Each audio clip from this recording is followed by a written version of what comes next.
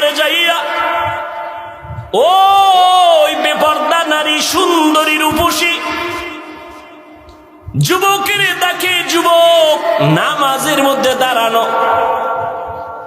যুবতী ওই নারীটা সুন্দরী রমণী যুবকের সামনে দাঁড়ায় গেল।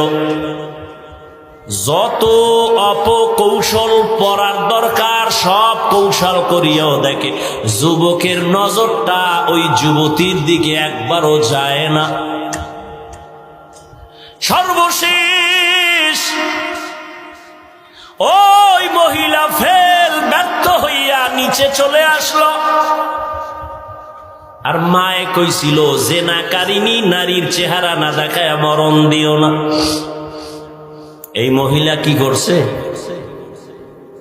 পাহাড়ের নিচে নাইমা পার্শ্বে এক এলাকা, চেটিয়াল খোলা ময়দান, বকরির রাখাল ওখানে দাঁড়িয়ে আছে, সেও সুদর্শন এক সুপুরুষ। ওর সাথে যাইয়া জেনা করে ফেলছে। জেনা করে ওই মহিলার গর্ভে বাচ্চা চলে আসলো। দীর্ঘ কয়েক মাস পরে বাচ্চাটা দুনিয়াতে যখন আসলো, এই আল্লাহর বান্দি জাহান্নামী নারী বাচ্চাটারে কোলের মধ্যে নিয়া এলাকায় ঘুরে আর কয়, দেখো তোমরা যার এত গুণগান গাইছো, পাহাড়ের উপরে ইবাদত করে, ওই তোমগো বুজুর্গ আমার সাথে জিনা করেছে, তার এই বাচ্চা।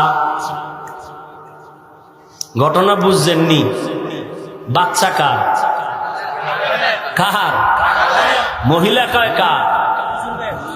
বুজুর্গ। যুবক ওই যে মা দোয়া করছে, এটাও কবুল হওয়া লাগবে। জেনাকারিনী মহিলা যখন বলল, তোমাদের প্রশংসিত সেই আবেদ বুজুর্গ যুবকের এই বাচ্চা জিনা করেছে, মানুষ তো তালে তালে লাফায়, তলার খবর নেয় না, তদন্ত করে না। লাঠি লয়া দৌড়ায় গেল সবাই। এত কলিজার আপন, কলিজার মোহাব্বতের আমাদের বুজুর্গ আজ এই অপমান বরদাস্ত করতে পারি না। কয়েকজন তাজা মানুষ গিয়া তার ইবাদত খানাটারে ভেঙ্গে ফেলল।